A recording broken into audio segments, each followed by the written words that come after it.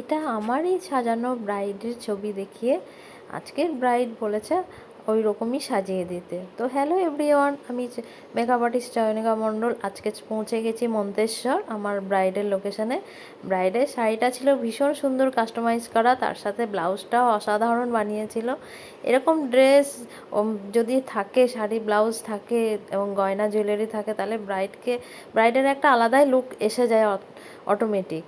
তো ব্রাইড বলছিল কি করবে, আমার সাজানো ব্রাইডের ছবি দেখিয়ে ও বলল যে চোখে ওর কাজলটা একদম মানায় না, ওকে কাজল ভালো লাগে না এবং ওর ডার্ক সার্কেল ছিল, তাই ও কাজলটা বাদ দিয়ে শুধু লাইনার দিতে বলেছিল আর কপালে কলকা করতে বলেছিল। এই আমারই আর সাজানো আর একটা ব্রাইডের কলকা দেখিয়ে বলেছিল এই রকম কলকা করে দিতে। তো আমি সেই রকমই করার চেষ্টা করেছি এবং ওর ওর ওকেও যেটা মানাবে ওর ফেসের সাথে সেটাও কিছুটা অ্যাডজাস্ট করে ওকে করার চেষ্টা করেছি। তো সত্যিকারে ও যখন হয়ে গেল, আর ও সামনের লক্সটাও রাখতে বলেছিল হেয়ারের, তো আমি সামনের হেয়ারটাও ছেড়ে দিয়েছিলাম।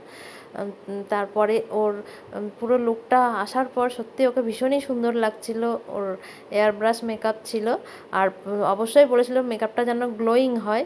তো ব্রাইডও ভীষণ মিশুকে ছটপটে হাসি খুশিও ছিল। বেশ আমার কাজ করতেও ভালোও লেগেছে। আর এটা ছিল আমার ফার্স্ট ব্রাইড কাটোয়াতে। তারপরে গিয়ে আমার সেকেন্ড ব্রাইডের কাজ ছিল, সেজন্য কাজটা একটু তাড়াহুড়োর মধ্যেও করতে হয়েছে, কারণ হাতে সময় ছিল না। কল টাইমটা একটু ওলটপালট হয়ে গেছিলো।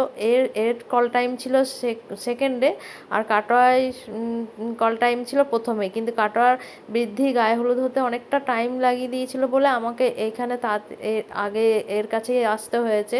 তো সেই কারণে যাওয়া আসা সব কিছু একটা টাইমিংয়ে ভীষণ গণ্ডগোল হওয়ার জন্য হাতে টাইম খুবই সেদিন সমস্যায় পড়তে হয়েছিল আমাকে এবং আমার ব্রাইডদেরও। তো সেই কারণে টাইমিংটা খুব মোস্ট ইম্পর্টেন্ট। তো যাই হোক, কাজটা কেমন হয়েছে তোমরা অবশ্যই জানাবে। আর আমার আপকামিং ব্রাইডদের একটাই রিকোয়েস্ট যে তোমরা কল টাইমটা একটু মেনটেন করো, তাহলে এই প্রবলেমগুলো আসে না। তো ওকে, থ্যাংক ইউ, টাটা।